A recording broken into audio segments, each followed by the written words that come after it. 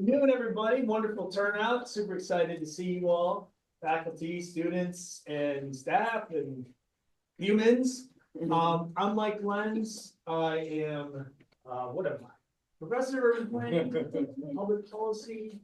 I am the Associate Faculty Director of the Lewis Center, which is responsible for bringing us all together and feeding us here today, and welcoming where we will listen to Minjee Kim's talk on upzoning and gentrification in New York City. A little bit about the Lewis Center. We study how folks live, work, and move around the Los Angeles region. Our director, Evie Blumenberg, studies more on the transportation and equity side of things. I do mostly housing research. I'm here to introduce Professor Minjee Kim, who is our newest faculty member here in the Department of Urban Planning. Minjee comes to us after a few years at Florida State University. Her research is about land use regulation, large scale real estate developments, exactions, negotiated developments, and urban public finance. She does all of the amazingly important housing and urban planning topics that I can think of. And it's a wonderful opportunity, I think, today to hear from her on some of her recent research with Hyojung Lee. How close was the first name there? Pretty close. Yeah. So Shane and I got coached up when we had Hyojung on the podcast. So that's the only reason why I can even come close to pronouncing it. But most importantly, Minjee's here. This is co-authored work with Hyojung, and we're talking about upzoning and gentrification in New York City. Well, thank you, Mike. Well, thank you everyone for being here and taking interest in the presentation. I'm really excited to be here. This is my, I guess, first official presentation after the job talk here at UCLA.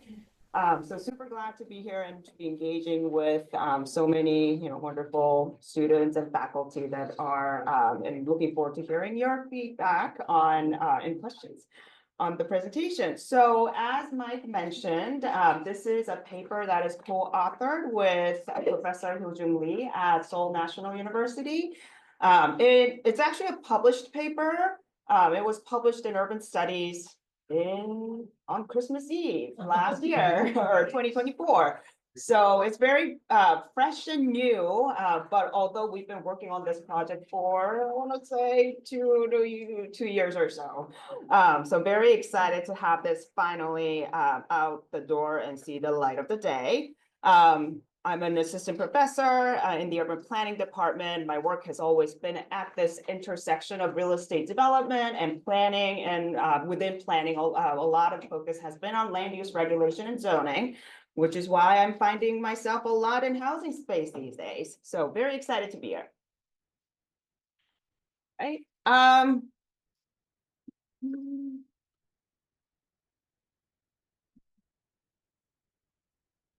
Okay.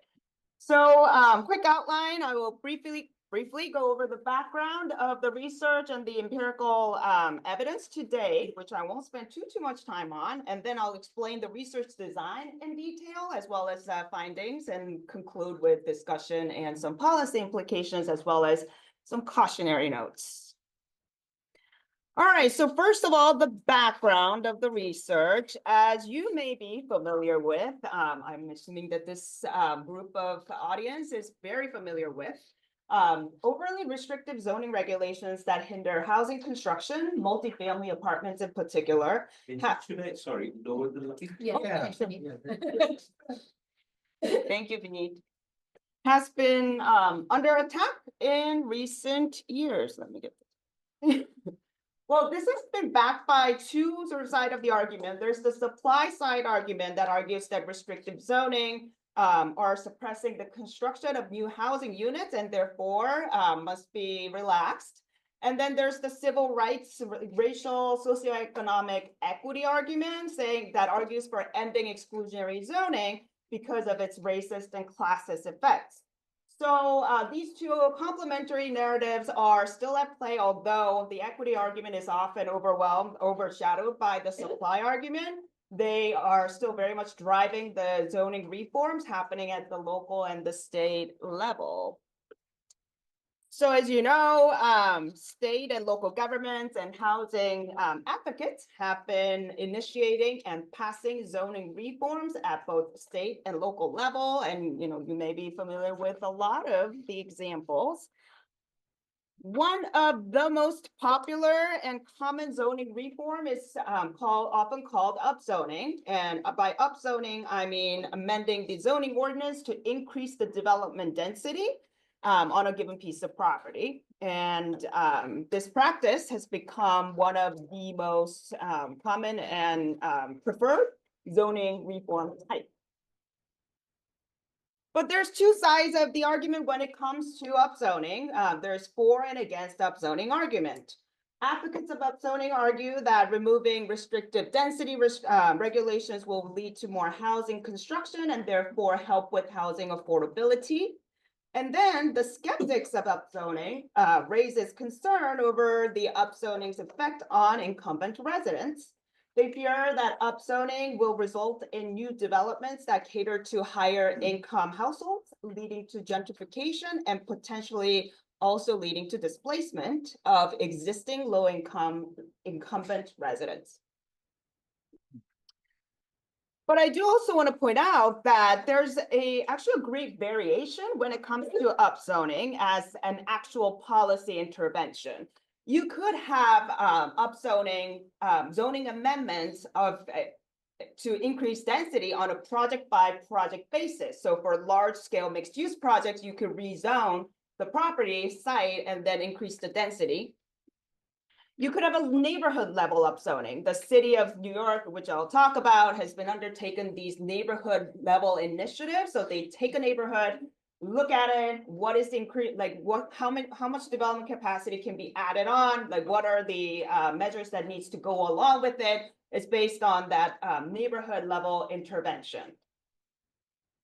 And then obviously we know example of Minneapolis or other cities, Austin, Texas, undertaking a citywide upzoning, increasing density on all single family only districts, for example.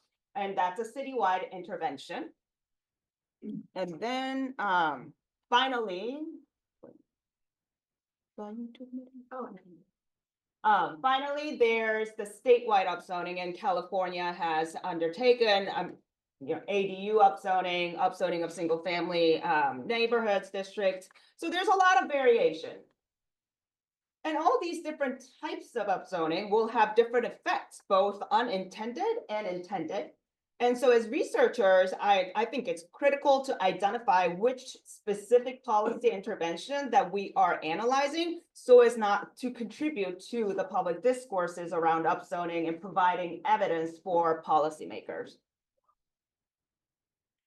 And to that point, this study is about neighborhood level upzoning in New York City. All right, so in this section, the next section, I will briefly review what the empirical research to date has said about the effects of upzoning, and I will try my best to sort of parse out what the different type, like how the effect varies for different types of upzoning.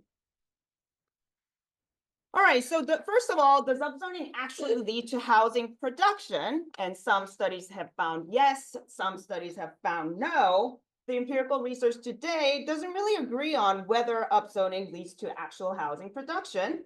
But a closer reading of the literature does suggest that the variations in the scope and intensity of upzoning that I mentioned earlier may explain why we're seeing the disparate effects. Studies of mass upzoning of all land that, for example, citywide or statewide, that only allow for single family detached homes have found positive effects on housing production, as was the case in Auckland and Portland. And then studies of, but by contrast, neighborhood level upzoning studies have not found association with greater housing production, although a couple of studies did find increased housing production in the long run. And then there are also evidence that hyper-targeted upzoning, the project-specific ones that I talked about, actually do lead to substantial amounts of new housing, which is not, difficult to see if you're looking at it from a project-by-project basis. With regards to property values, I think there is more of a consensus. Many studies have found that upzonings do lead to housing appreciation, value appreciation. However, scholars also pointed out that the effect will vary depending on the pre-upzoning context. So, for example, values of lightly developed parcels increased significantly, whereas parcels that already had pretty intense development didn't. Which makes sense. Properties in amenity-rich neighborhoods saw significant appreciation, whereas the prices and values didn't appreciate for predominantly residential neighborhoods in the case of Phoenix. Property values appreciated most, appreciation varied also by the income levels of the neighborhoods. And then property in the two studies that I mentioned are regarding income variation. And property value appreciation has a mixed relationship when it comes to gentrification and displacement. If appreciation occurs in a predominantly high home ownership neighborhoods, existing homeowners are poised to benefit, although they might be burdened with an increased property taxes in the short run. In the long run, the property owners will benefit. Whereas if it occurs in a renter-heavy neighborhoods, appreciation poses a potential displacement risk to the incumbent residents. All right, so when it comes to study of neighborhood change, both qualitative and quantitative research suggests that upzoning is associated with signs of gentrification. However, whether or not that leads to displacement has not been answered. So there's some quantitative research evidence that suggests that upzoning is and may be associated with displacement in the actual displacement.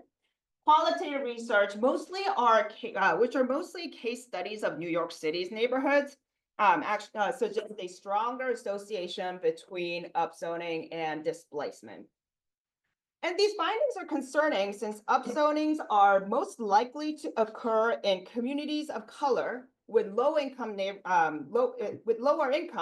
and which is has been proven by existing research, which makes the examination of the relationship between upzoning and gentrification important. So we ask, how are neighborhood level upzonings associated with changes in neighborhood character in the long run? And how do these effects actually vary by the pre-upzoning conditions? All right, so now going into research design. So the basic idea of this research design is to compare census block groups that were upzoned between 2001 and 2013 with those that were similar in 2000 but were not upzoned. So it's, that's the basic framework, and see if we observe any differences between the two groups in terms of how they changed over time. So let me further illustrate this idea. So, for example, here's how the upzoned block groups' share of whites change, and this is an illustrative example, illustration, between 2000 and 2020. And then what we do is identify census block groups that were highly similar to the upzoned ones in 2000. But have not been upzoned, and see how they differ in 2020. We're essentially controlling for the pre-upzoning characteristics and calculating the differences in terms of how these two groups changed, and measure the statistical significance between the difference and the association between the difference that we observe and the actual the upzoning. So this is a test for association and not causal effect. However, by controlling for the pre-upzoning conditions, we are mitigating that potential bias, and I'll explain how the matching has been done in a little bit more detail. but we essentially use variables that are the known predictors of upzoning to be further mitigate that bias to the extent that we can. All right, so now that I've talked about the basic research design, let's talk about case selection. So why am I looking at New York City? New York City is a great case for examining the neighborhood level upzoning's effect for several different reasons. First of all, it has been the study period that we look at. That period has been was the history in the city that used neighborhood level upzoning as the primary growth management strategy. So there's a lot of neighborhood level upzoning that was done in this period. The diversity of the neighborhoods and the pre-upzoning conditions allow us to test out the potential differentiating effects based on the pre-upzoning conditions. And New York City also maintains publicly available historic data on zoning and land use.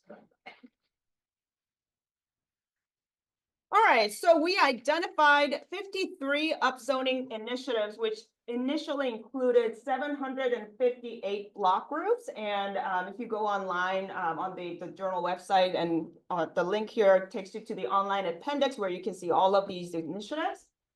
We use coarsened exact matching method to select the block groups that had similar characteristics in 2000 with the 758 block groups.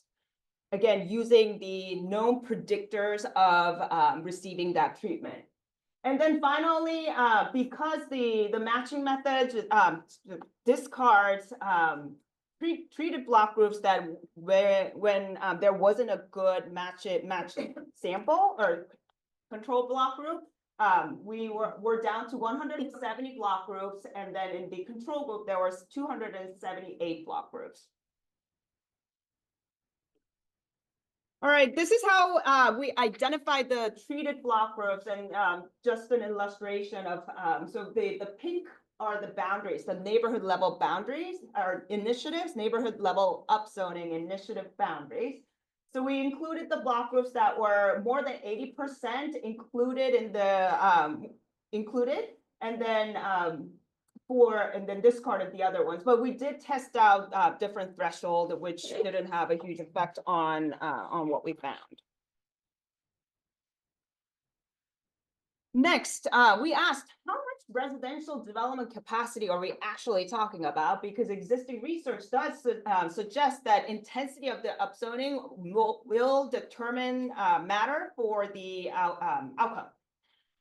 And so we calculated exactly how much more additional residential development capacity was given as a result of upzoning.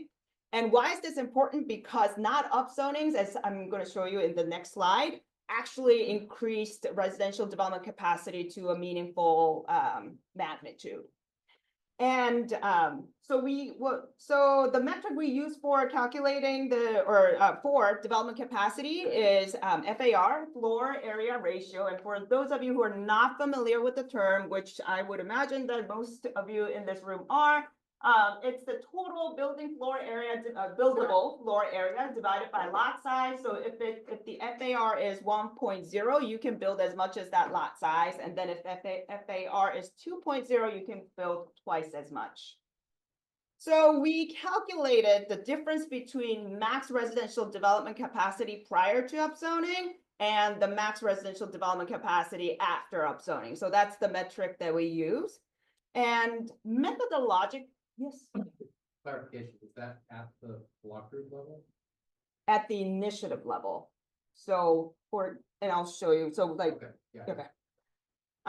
And methodologically, our paper is different, can be differentiated by previous studies because we figured out a way to measure the exact residential development capacity, which wasn't possible and was not done in previous studies. Because the Pluto data prior to 2012 didn't differentiate the maximum FAR by uses. So we figured out a way to actually parse out which was residential, commercial, etc. All right. Answering Mike's question, we calculated these development capacities by their initiatives. So meaning we aggregated all the parcels in boundary and then figured out how much additional development residential FAR was given initiative wide. And so as you can see, it varies really widely. The maximum was Ladies Mile, which was upzoned in 2004 with increasing 9.6 more FAR. And then the minimum was negative value. And so you might be asking, why is there a negative value if it was an upzoning? So it was identified as an upzoning, but when we actually looked and calculated the development FAR, the initiative as a whole was a negative value because the residential blocks were downzoned. They only upzoned the commercial corridor. So, which is why it was important to actually calculate these, the actual changes in FAR. All right, so the data that we used, base year was Census 2000 plus Pluto. Pluto is the New York City database that I mentioned that has the land use and zoning data, everything related to property. And then post upzoning data that we used was the 2017-2021 ACS data, 5-year estimates plus Pluto. We looked at demographic data, race and ethnicity, income, education, and age, and then population and household growth, housing tenure and structure types, and then housing costs. And I can go into the details of what these variables are if someone's interested. All right, so next, what we did, as I mentioned, is that we wanted to understand how upzonings possible effect varies by the pre-upzoning conditions as well as the intensity of upzoning. So what we did here is that we divided our sample, the 170 block groups, into two different groups. Those that increased received treatment of greater than 1.0 FAR, and then those that had less than 1.0 FAR increase. And if you ask why it's 1.0, our median, as you recall from the previous slide, was 0.9. And so it allowed us to divide our sample pretty evenly. And we also divided our sample by their racial and ethnic composition. So majority Black, majority white, majority Hispanic, and then integrated neighborhoods. And again, the reason why we wanted to do this is to have something, understand what is the heterogeneous effect of upzoning based on these conditions. And then we also divided the sample by income. And these were figures, income tertials for citywide in 2000, that's been converted to 2022 dollars. And then finally, we wanted to see if upzoning a higher demand market has a different effect on upzoning a lower demand market. So we used rent growth between 1990 to 2000 as a proxy, but we also did use property value and got similar results. And again, the point of these subgroup analyses was to see whether these subgroups experience neighborhood change differently. All right, on to the findings. First of all, as an aggregate group, upzoned block groups in aggregate were more likely to have greater share of non-Hispanic whites, lower shares of Blacks, greater share of high occupational status, higher median household income, greater share of younger adults, all pointing to signs of gentrification, compared to those that were not upzoned but similar in 2000. And here's a table if anyone wants to come back to it, but I won't spend time on the table now. Okay, now when we divided our sample into intense upzoning and moderate upzoning, we find that signs of gentrification were driven mostly by the intensely upzoned areas. Compared to the 4.6 percentage point in the aggregate sample, we find 11.3 percentage point greater share of non-Hispanic whites in the intense upzoning areas. And all of the indicators point to the same story, meaning intensely upzoned areas were carrying the weight of the effect that we found in the aggregate sample. The only sign of gentrification that did not follow this trend was the share of Blacks, and I could sort of go into why that might be the case, and if there are questions. And again, this is for us to come back to if there are questions. Now looking at housing characteristics, how did the housing characteristics in the upzoned areas change? Upzoned areas, upzoned block groups in aggregate had 7.8 more housing units and 8.1 more housing units than their non-upzoned neighborhoods, block groups, meaning there were statistically significant and meaningful increases, greater increases in housing units and households in these upzoned areas. Although we did not find any impact on population growth, potentially suggesting for smaller household size. All indicators of housing cost, property values, owner reported median value, as well as rent were higher in the upzoned block groups.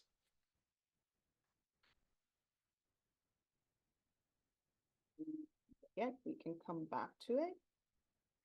Again, when we did the subgroup analysis of separating the intensely versus moderate upzoning, we found a similar story. We found much more pronounced results for the intensely upzoned block groups.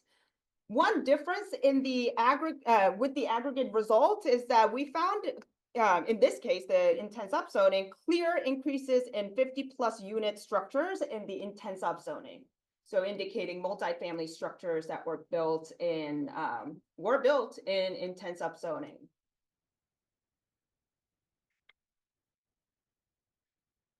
Right. So next we divided our sample into racial and ethnic composition, majority white, Black, Hispanic, and integrated neighborhoods.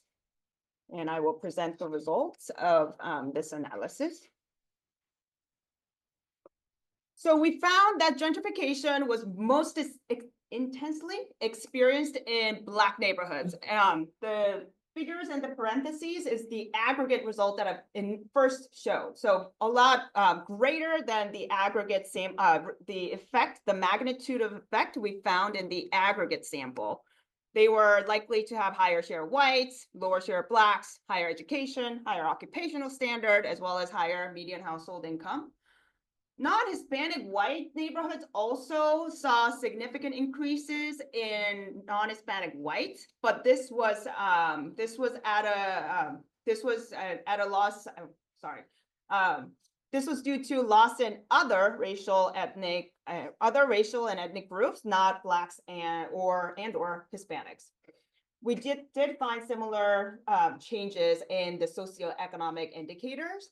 And we find virtually no statistically significant association in the other two types of neighborhoods, the Hispanic, majority Hispanic, and integrated neighborhoods. And in terms of housing characteristics based on racial and ethnic composition, we do find greater housing production in Black neighborhoods. But this increase in housing was not accompanied by increase in population, again, suggesting smaller households. We did find increases in property value, gross rent, and land value in the Black neighborhoods. So now dividing the sample by their median household income, low, middle, and high income neighborhoods. And these are some example, the pictures are the examples of neighborhoods that included in each sample. They're not mutually exclusive. So an initiative can be in Black majority neighborhood in our analysis and also low income or not. All right, so we find that signs of gentrification were the strongest in previously low-income neighborhoods, but and no association were found in the other two neighborhood types, other than the share of Blacks and household income in middle-income neighborhoods. So we did find some effect over there. Let me see. In terms of housing characteristics, we do find significant increases in housing cost indicators in the low-income neighborhoods, but sadly, no indication of growth in population housing units or households. This is likely because similar neighborhoods that were not upzoned and were also low income likely experienced similar levels of housing construction compared to the upzoned neighborhoods. And however, upzoned middle income neighborhoods saw increases in housing units and households. So here you can see that the other two neighborhoods, I mean, especially high income neighborhood, we did not find any statistically significant effect. And so you might question, is that because the intensity of the upzoning was not as high in high income neighborhoods? Maybe wealthy homeowners like were fighting off and were doing minimum increases. And we didn't find that to be the case. High income neighborhoods increased as much, if not more, residential FAR than the other two groups.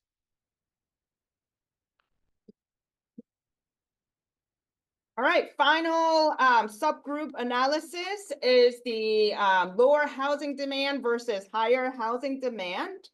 And when we did that, we find significant changes found in neighborhoods that had higher demand for housing. We find increases in population, households, and housing units, which was also accompanied by significant increases in housing cost indices as well, which makes sense. Higher housing market demand for housing and more housing units being produced in these neighborhoods. All right, so in these last couple of minutes, I will be talking about the mechanisms of gentrification likely at play and end with some policy implications and some cautionary notes for the interpretation of the findings of the paper. So we did find that all neighborhoods experience gentrification to some extent, but in to a varying degree. And upzoning's impact on housing characteristics and cost also varied widely depending on the pre-upzoning characteristics. So, and this is which type of mechanisms of gentrification are at play? And this is a diagram from a different paper published by Yona Freemark in 2023. And he kind of traces the potential mechanisms at work when a neighborhood is upzoned. It's a lot of arrows, but what essentially he identifies two different mechanisms of gentrification. First of all, speculative investment without significantly increasing housing supply, which is what you see here, leading to gentrification. And then new housing's amenity effects may be also leading to gentrification are the two mechanisms that he identifies. And then finally, newcomers' demographic profile, changing the face of the neighborhood is the other obvious one. All right, so going back to our subgroup analysis, we are likely seeing that in the case of moderate upzoning, speculation without increases in housing supply, whereas in the intense upzoning, we are seeing increased production as well as other mechanisms of gentrification at play. Similar story with the majority Black neighborhoods. We're probably seeing all three types of mechanisms at play, whereas other neighborhoods did not see meaningful increases in the supply. Median household income-wise, in the low-income neighborhoods where mechanisms 1 and 3 are likely at play without increases in housing supply, but increases in housing cost as well as signs of gentrification. And then higher housing demand markets are seeing all three mechanisms of gentrification at play. All right, so in conclusion, I would like to leave this slide with some policy implications. As you can see, the neighborhood level upzoning in New York City is strongly associated with signs of gentrification. And so considering mass blanket upzoning over neighborhood upzoning might be, might relieve potential pressures of gentrification for the targeted neighborhoods. Increasing development capacity enough to incentivize new construction is important, as you saw in the intense versus moderately upzoning initiatives. Target neighborhoods where demand for housing is strong, which was illustrated by the housing demand subgroup analysis. And likely avoid upzoning low-income neighborhoods. We didn't see any housing production, but increases in housing cost and strong signs of gentrification. And if and when upzoning Black and or low-income neighborhoods pair with strong anti-displacement policies, such as just eviction, adding income-restricted units, financial literacy and education, anti-demolition zones and policies, and one-to-one replacement policy. Those are types of anti-displacement policies that can accompany an upzoning initiative.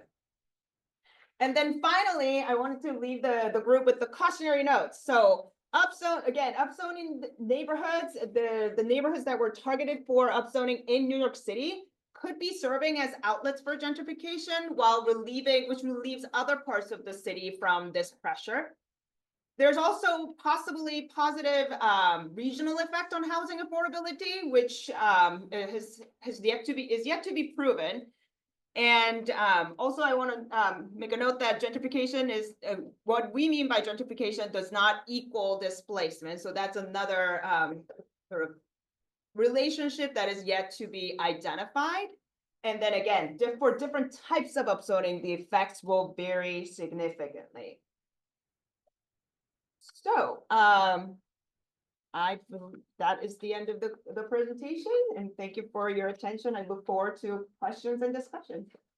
So thank you so much. I enjoyed reading this paper last week. And you know, in your talk, like I saw even more connections to stuff that I have done, but done less well in the past. You know, just all the way back, just thinking about the Pluto data in New York City. I mean, there's such wonderful parcel level data there. So people who are interested in doing that kind of work is, you know, New York has a lot of opportunities for that. That LA sometimes doesn't do as well. And then, you know, of course, the connection to Black neighborhoods is obviously something that's of interest to me. But one question that you know, you started off talking about this as, you know, making sure that we interpret this as associations, right? And you don't quite know the full causal story, and I think, you know, one potential competing explanation, you know, for why you see such strong associations is that there might be pre-existing trends in either the upzone neighborhoods or the matched neighborhoods or some combination of the two, where like that's why they were chosen to be upzoned or not. And so like, you know, in the most extreme case, the, you know, city council folks and the mayor looked at all the places where rents were starting to like pick up, and they're getting, you know, the chatter on these neighborhoods is getting hotter, and they said that's where we need upzone, right? That's where we need upzone. And so I wonder, like, what you think about that kind of, you know, threat to, like, you know, telling the causal story. Well, thank you, Mike, for that story. And certainly the model that we use is, again, not for causal inference. It is strong association. But as I mentioned in the presentation as well, we mitigate for that bias, selection bias, by selecting the control group based on characteristics that are like that neighborhoods are like known characteristics of likely chosen to be upzoned, like percentage of Blacks, Latinos, lower income. So we match the block groups with similar characteristics. In the paper, there's a balancing test, and we don't see any statistically significant differences between the upzoned and the non-upzoned and the control group. So no association at all in all of the variables that we look into. Mhm. So that's one way that we do address the selection bias.